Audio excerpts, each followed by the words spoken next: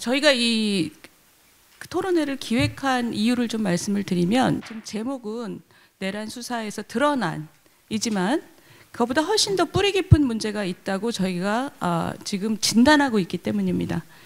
우리가 그 국가 주도의 경제 발전을 지금 한 60년 했고요. 그 과정에서 국민을 이끌어가는 리더십을 굉장히 많이 강조됐고, 그 와중에 여러 가지 무리들이 자신들의 권력을 형성하게 되는 그런 시간들이었습니다. 근데 우리가 이제 발전을 많이 했고, 요즘 들어서 국민들께서 이게 맞나 하는 생각을 굉장히 많이 하시게 된 계기가 사실 지난 몇 달인데요. 그 과정에서 드러나게 된 여러 가지 문제점은 사실은 뿌리 깊은 곳에서는 우리나라의 기존 발전 모델이 한계에 도달했다라는 생각들을 하게끔 만드는 시간들이었습니다. 보다 국민들이 자유롭고 또 세금으로 생계를 영위한 모든 사람들은 국민을 향해서 서비스를 해야 된다라는 가장 중요한 원칙이 망각되고 있는 시간들이 많다는 뜻입니다. 오늘 저희가 수사기관의 문제를 되짚어 볼 텐데요. 어제는 사법체계를 되짚어 봤습니다.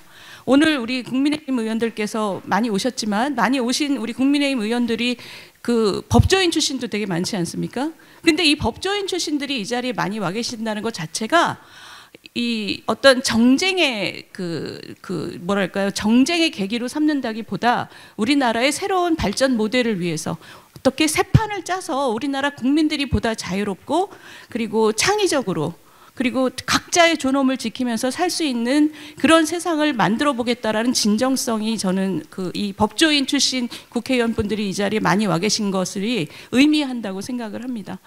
개회사가 조금 길어지긴 하지만 오늘 행사에 대해서 조금 말씀드리면, 2000년에 그 아버지를 살해했다라고 대법원에서 유죄 판결을 받은 김신혜 씨 사건, 이번에 기억나시죠?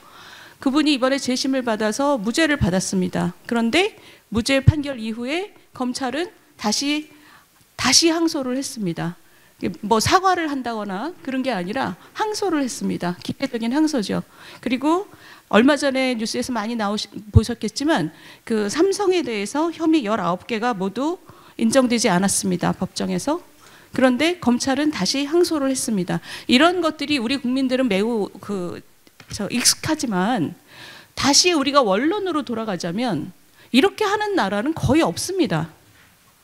그러니까 검찰이라는, 그리고 그 외의 수사기관, 이번에는 우리가 이번에 봤던 공수처까지 어떤 원칙 속에서 국민들에게 서비스하느냐인 거지, 각자의 권력을 이렇게 크게 가지고 약간 오기를 가지고 항소를 하고 이러는 시스템으로서는 국민이 위축되고 기업이 위축되고 우리나라가 앞으로 더 뻗어나갈 길 자체가 위축된다고 느껴집니다.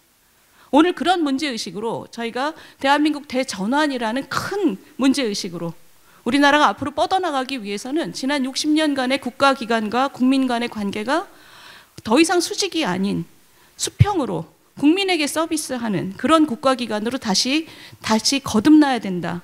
이런 문제의식으로 이 토론회를 개최했고요. 오늘은 검찰 및 수사기관에 대해서 훌륭한 분들이 도대체 무엇이 문제인지를 똑바로 규명하고 실천적인 과제를 끄집어내는 것을 목표로 하고 있습니다. 오늘 많은 분들 와주셔서 감사하고요. 오늘 건설적인 그런 과제가 도출이 됐으면 좋겠습니다.